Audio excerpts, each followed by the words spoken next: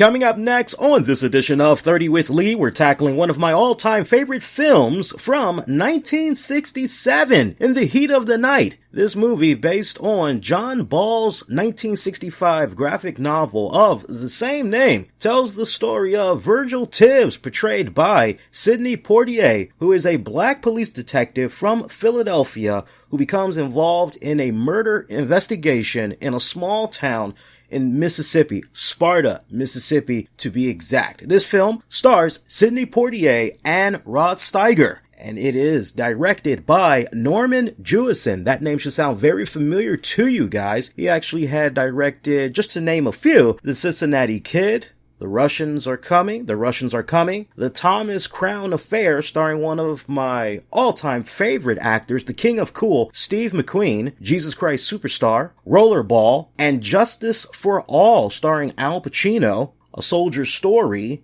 The Hurricane, starring Denzel Washington from 1999, and 2003's The Statement. This movie, In the Heat of the Night, would go on to win 5 Academy Awards, including the 1967's award for Best Picture and Rod Steiger for Best Actor. The film would be followed up by 2 sequels, They Call Me Mr. Tibbs in 1970 and The Organization in 1971. Funny, although the film was set in the fictional Mississippi town of Sparta, with supposedly no connection to the real Sparta, Mississippi, mind you, most of the movie was filmed in Sparta, Illinois, where many of the film's landmarks can still be seen. And you want to talk about favorite quotes of all time? They call me Mr. Tibbs? Well, that was listed as number 16 on the American Film Institute's 100 Years, 100 Movie Quotes. A list, top film quotes. 2002, the film was selected for preservation in the United States National Film Registry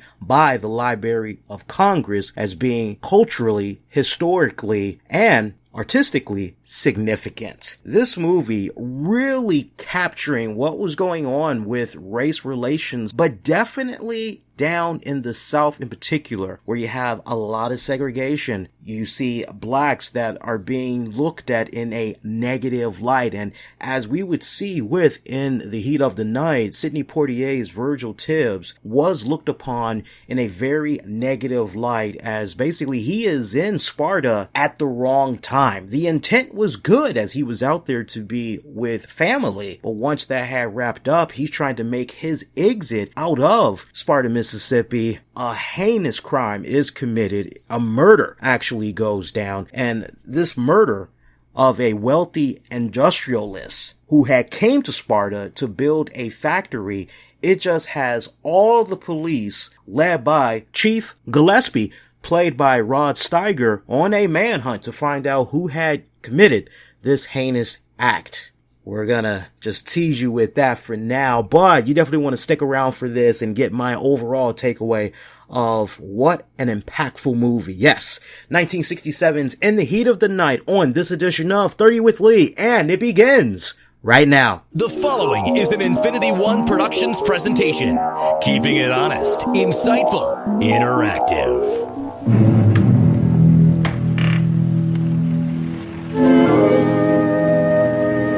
On your feet, boy. I mean now. Got a name, boy? Virgil Tibbs. Virgil. Where you come from? There ain't no trains this time of morning. I could have had you shot.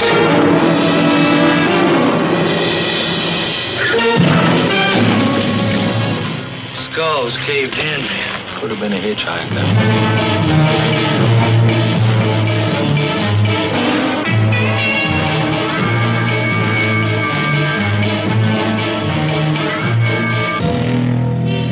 Okay, I got him. Where's my husband? I thought I told you to get the hell out of here. You aren't taking me anywhere, you dig? You gonna get yourself killed. I'm a police officer. Look, they pay you $162.39 a week just to look at bodies. Why can't you look at this one? Why can't you look at it for yourself? I do not want that Negro officer taken off this case. I'll need a few things. Such as?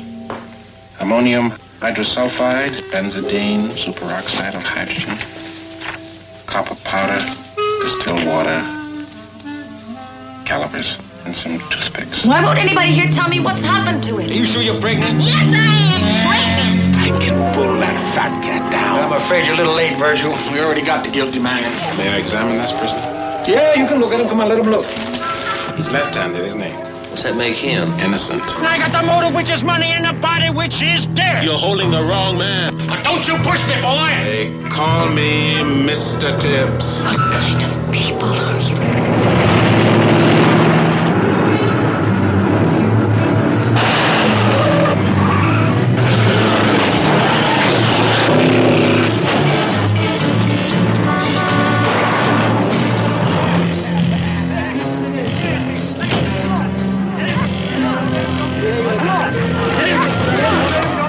Look in her purse.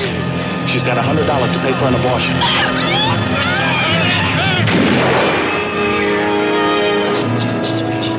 They've got a murder on their hands. They don't know what to do with it. In the heat of the night,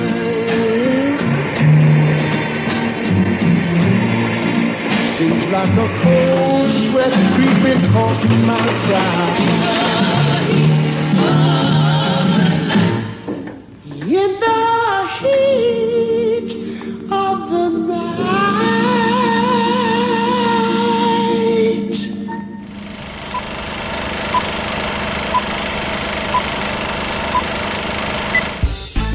Lee's his name. Movies is his game. You're listening to 30 with Lee. Now kick back, baby, and enjoy.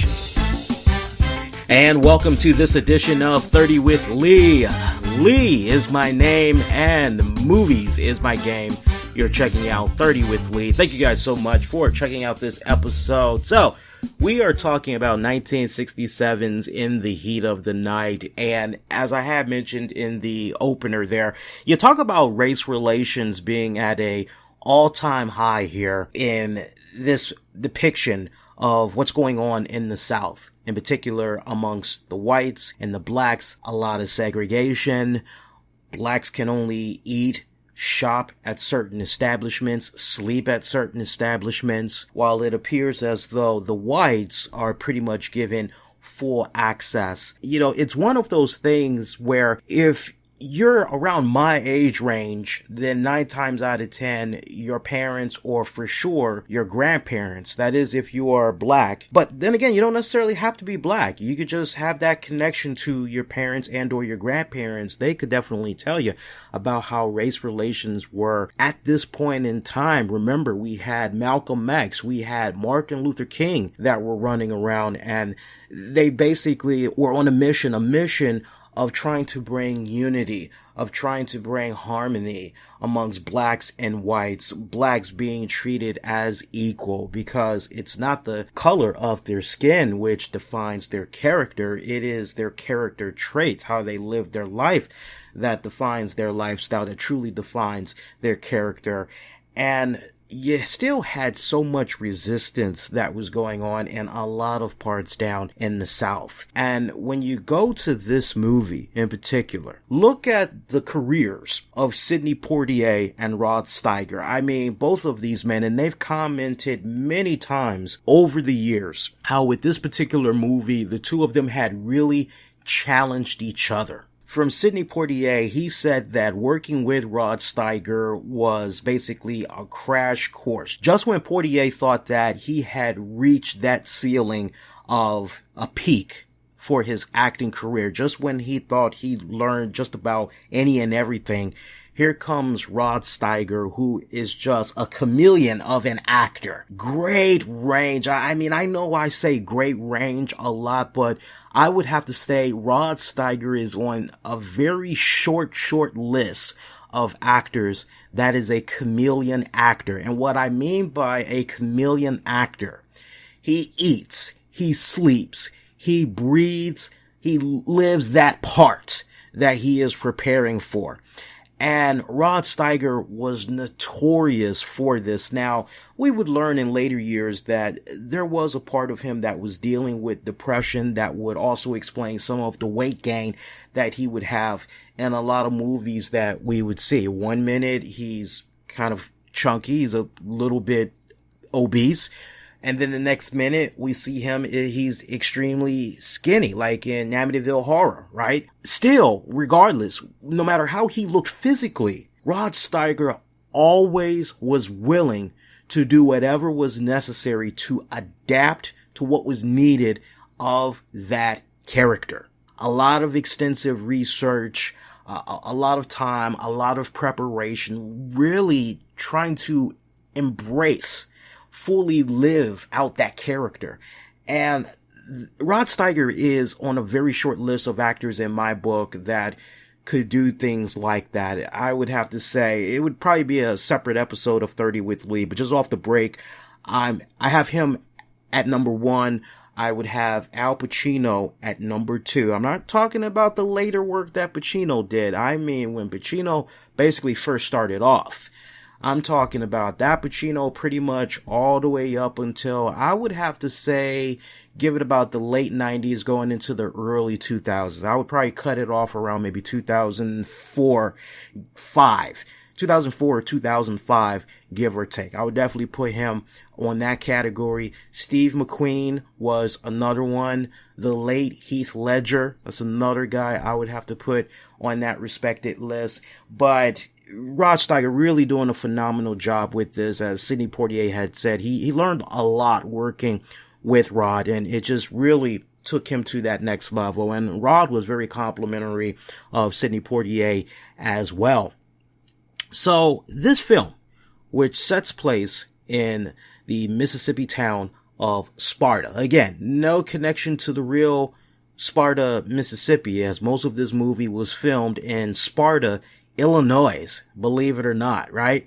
So we have this wealthy Philip Colbert who had decided that he was going to move from Chicago to Sparta, Mississippi, because he wanted to build a factory. Here was an opportunity for him to bring economic growth to this small part in Mississippi. Here was an opportunity for him to bring jobs to an area that really desperately needed it, because overall the whole economy was going to prosper from him bringing business to this part in Mississippi. One night, we see that there is an officer that's just making his rounds, patrolling the areas, and he discovers Mr. Colbert has been murdered. Chief Gillespie, portrayed by Rod Steiger, is the lead investigator, and the coroner, estimates that Colbert had been dead for at least a couple of hours. And this has Gillespie try to narrow down where he feels that the murderer may still be. So he sends out a bolo saying, look, check out the bars, check out the pool halls. I don't care what time it is. Go double back, check them out.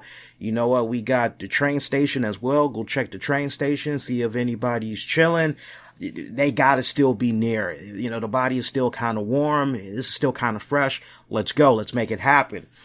And eventually the police officer, Sam Wood, that was on patrol that initially had discovered the corpse of Philip Colbert, he stumbles upon Virgil Tibbs at the train station and arrests him. Does not ask this man for identification whatsoever.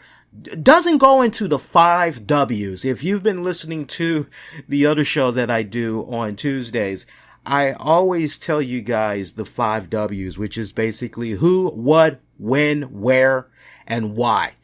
And Officer Wood does not go through the 5 W's. He pretty much just comes into that bad boy, has this mean look on his face as he's looking at Virgil, portrayed by Sidney Poitier, and he's just, on your feet, boy. I mean, you're going, ooh, this is tense. Oh man, this is tense. What the hell? I mean, the minute that this movie begins, it's tense. Even with the instrumental and all that sung by Ray Charles, arranged by Quincy Jones and all that, you're just going, okay, this is, okay, this looks kind of heavy. This looks kind of intense. What the hell is going on here? But to hear Officer Wood just give these orders to Virgil, doesn't even ask for identification, doesn't ask him what he's doing there, just immediately tells him to stand up, put his hands up in the air, spread them up against the wall. If anything, Officer Wood just pats him down, finds this wallet that has a boatload of cash in it, and then decides, oh yeah, this wallet's pretty fat, boy. What you doing with all this money? Decides he was going to take him to the police precinct. And you're going, man, this is wrong on so many levels. I mean, you look at how Virgil is dressed. Virgil has nice jacket. I mean, a full piece suit basically, but he doesn't have the blazer on.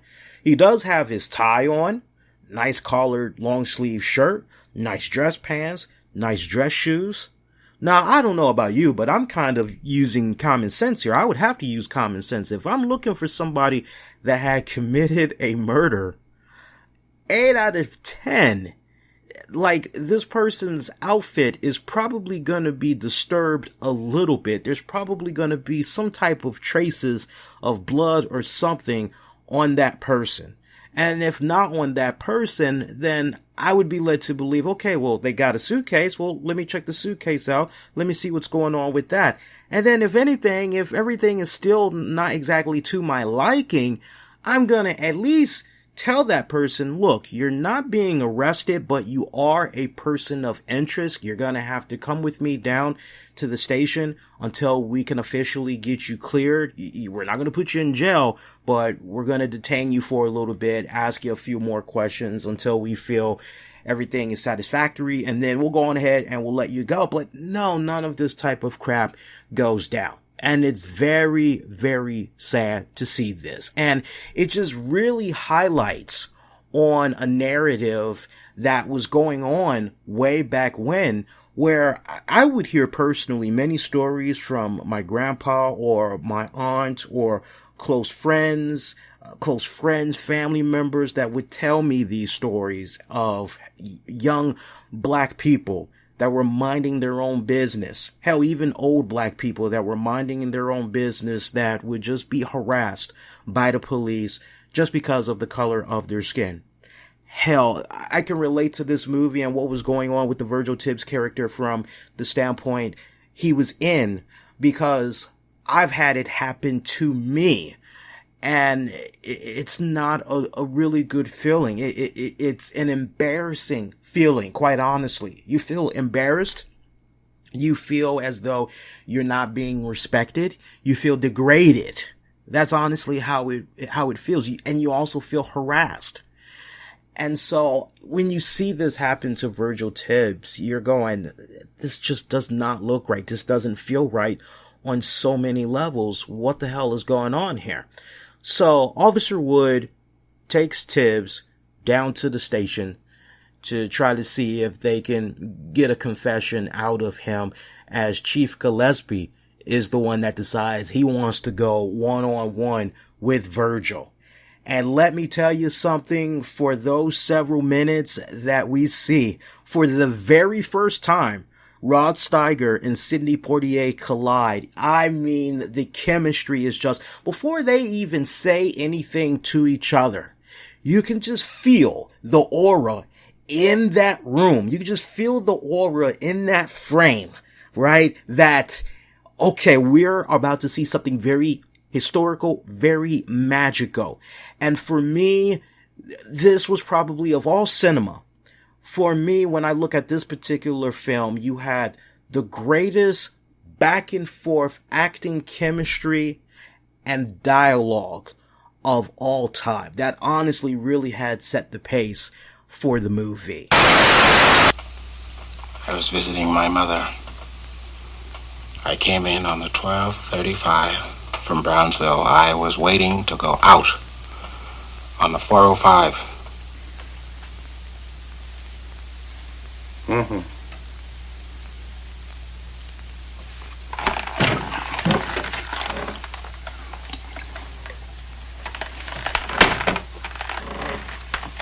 Yeah. In the meanwhile, you just killed yourself a white man, just about the most important white man we got around here, and picked yourself up $200. I earned that money 10 hours a day, 7 days a week. Colored can't earn that kind of money, boy. Hell, that's more than I make in a month. Now, where did you earn it? Philadelphia. Mississippi? Penn Pennsylvania. Just what you do up there in little old Pennsylvania, earn that kind of money? I'm a police officer. Oh, yeah.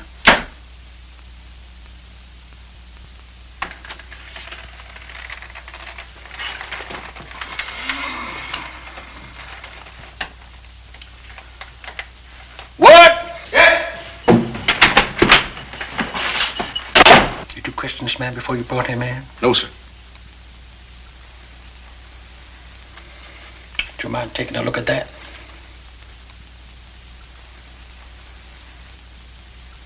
Yeah!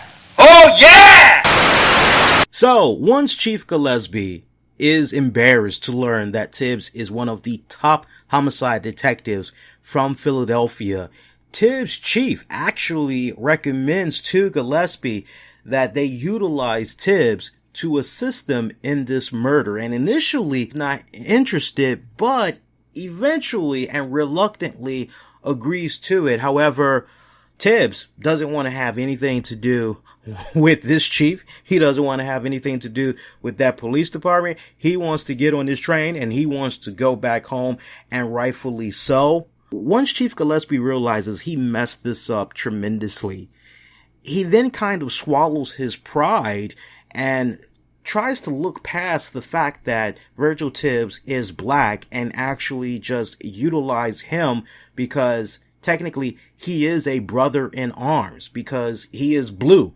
just like Chief Gillespie and his Sparta officers. And he tries to tap into Virgil's expertise to help them solve this crime. But we could still feel that there was a lot of racial tension that was there, because it really felt as though early on Chief Gillespie did not respect Virgil. If anything, it really kind of felt as though, okay, look, Virgil, I'm in a bind. I need some help. I need answers. And Virgil is trying to do his very best to do his job. But with the intel that Virgil is able to get, as eventually we see Chief Gillespie, they capture some other guy that they feel, oh, he did it because we had found this on him and we found that. It's so much for your science and all that other stuff, Virgil. So much for that. And Virgil's like, well, wait a minute. Let me ask you, based on what you have found on this man, and is he left-handed, right-handed? What's it matter? And they would just act so nonchalant. And Virgil, being an experienced detective that he is, he knows how to just cross-reference everything. And Chief Gillespie is made to have the impression that he's being disrespected in front of his peers, in front of his officers, by someone that honestly he does not respect, to the point that, okay, I should defer to you because you've been doing this so well that not only do you have the years of experience, not only do you have rank, not necessarily over me and my officers, but respectively, you do have rank from where you're from. So you know your job very well, and, you kind of get paid a little bit more than me. I mean, there was a whole lot of ego that's going on the side of Chief Gillespie that eventually leads to the point where Gillespie has Tibbs put in a holding cell because he doesn't like the way this guy is coming off. And I mean, the racial tension once again coming into picture.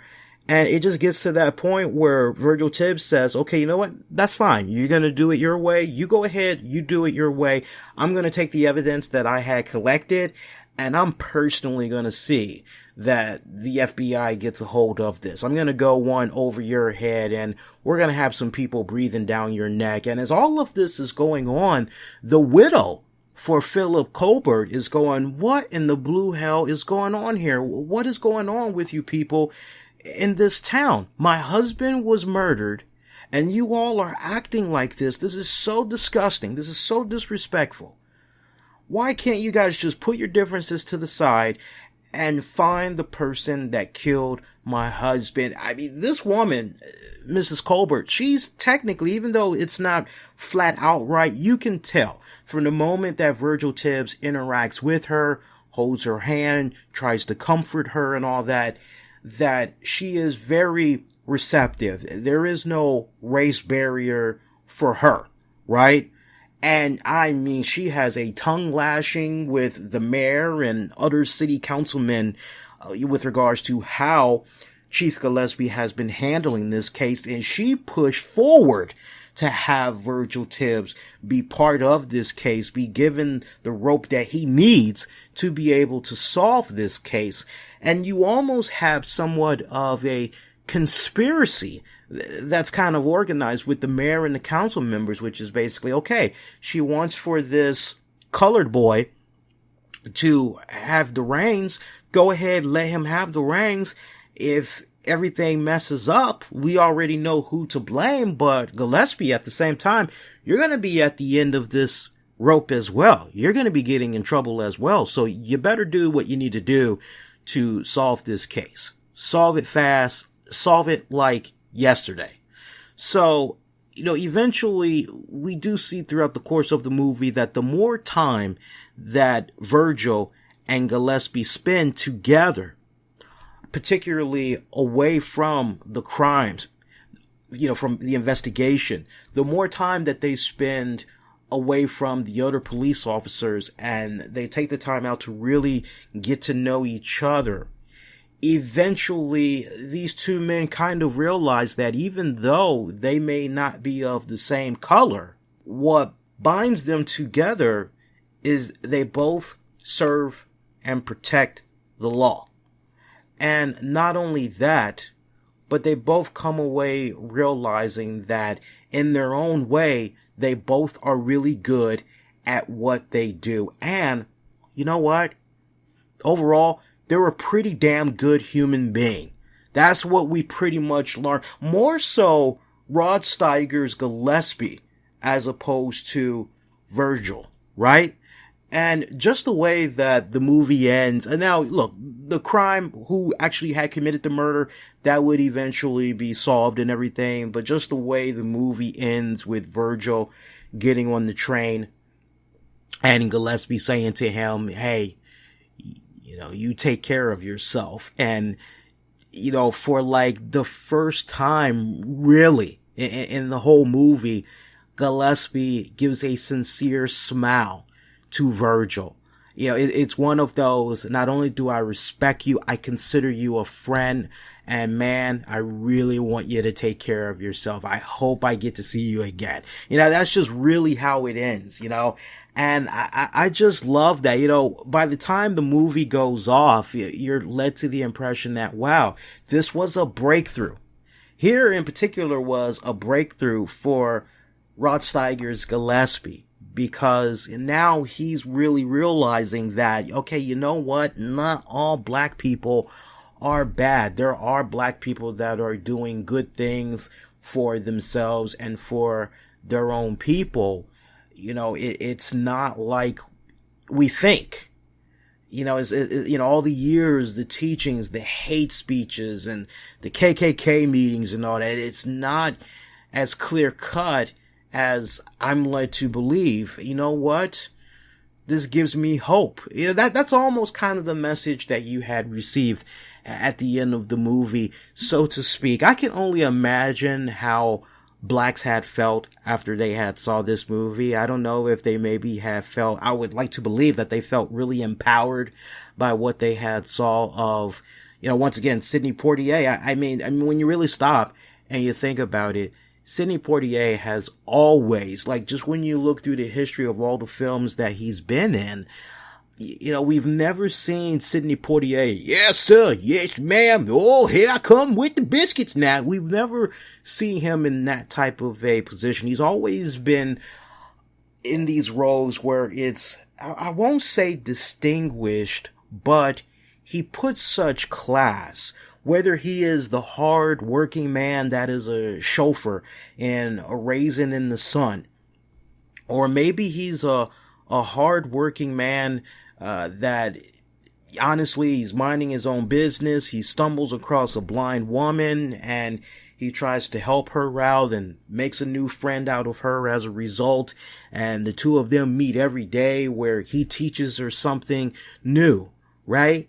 I mean, we look at all the roles that Sidney Poitier has portrayed over the decades, and he's always done some type of a character that you couldn't help but feel respect for, because when you got right down to it, it was a hard-working man, basically, right? And again, this film had got nominated for 5 Academy Awards, won 5 Academy Awards, including 1967's award for Best Picture, Rod Steiger winning for Best Actor.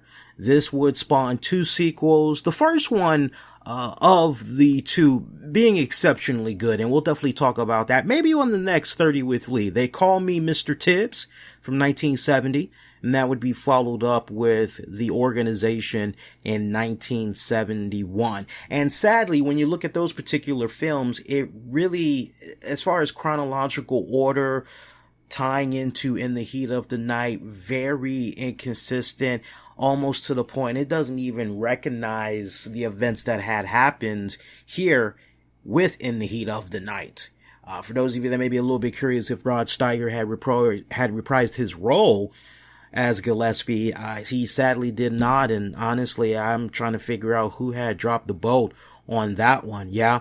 But this film, I would definitely say it is a must-see. I highly recommend you guys put this on your to-do list, whether you own it or you rent it.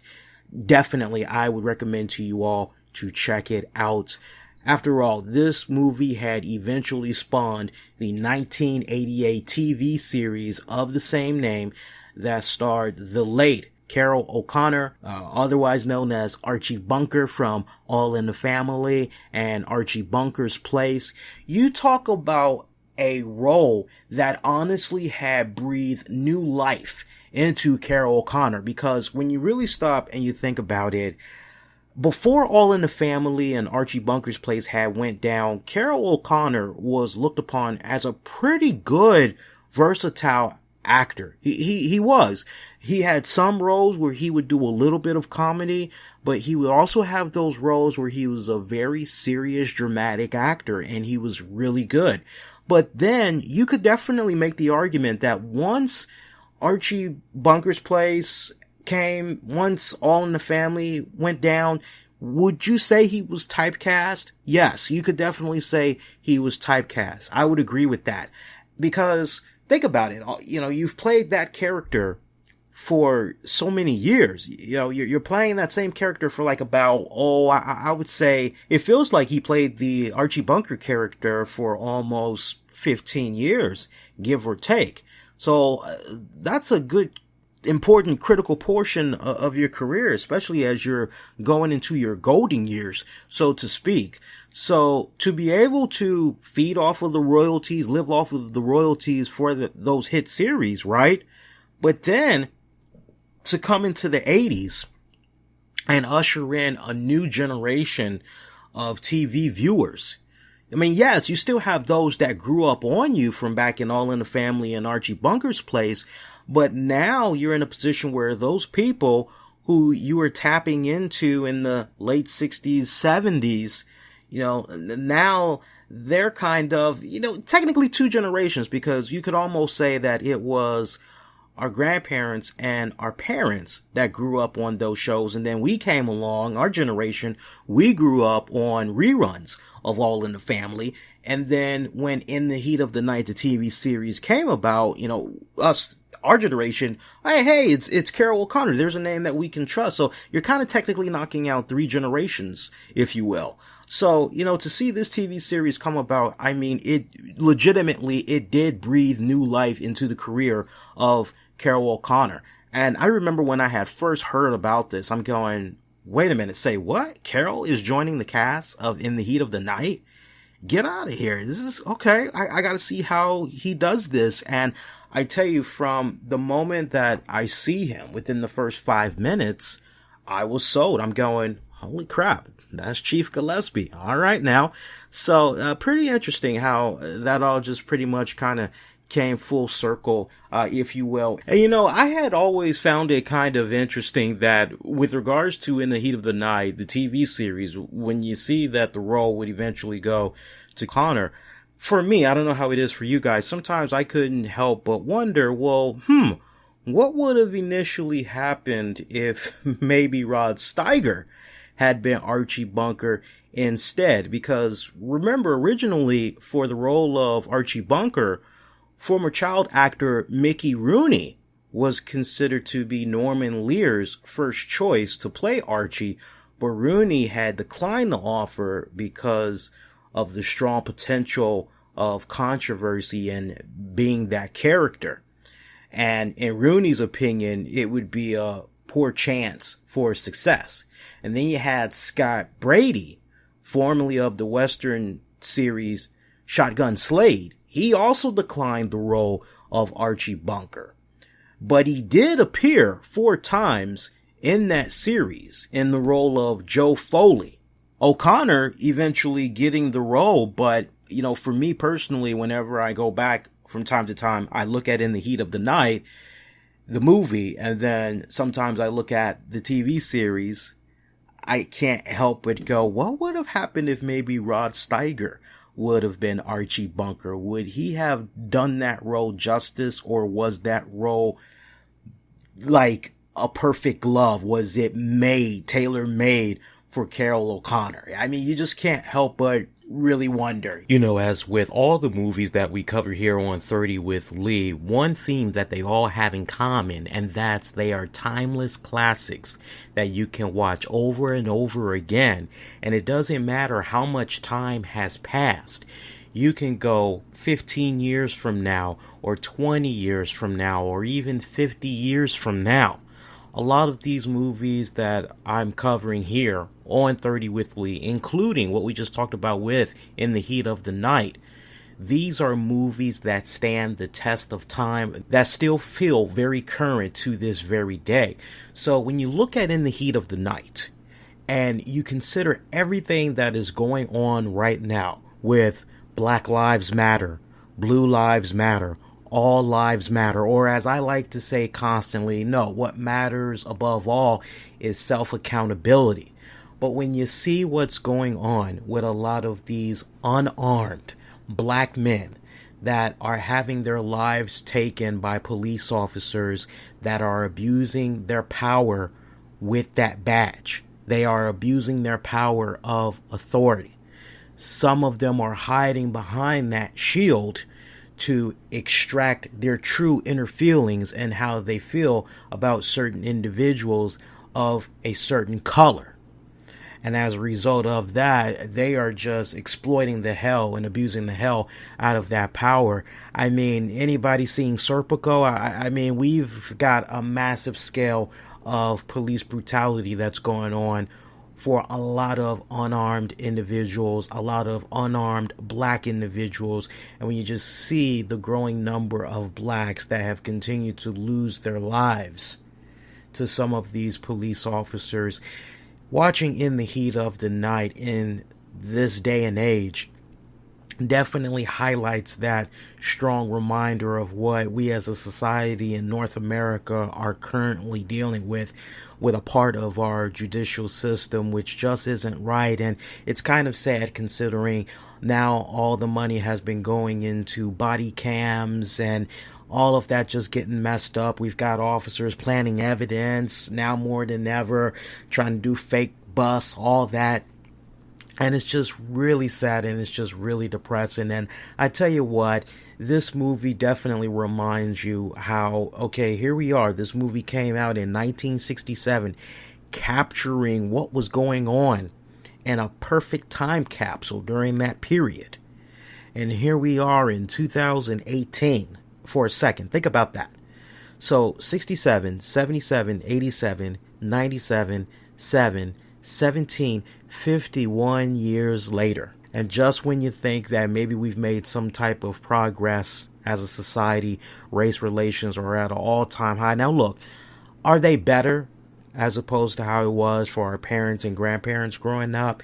Yes, but I tell you, when you just really, you just get right down to it. There is a lot of ugliness that's going on right now. And it's quite sad.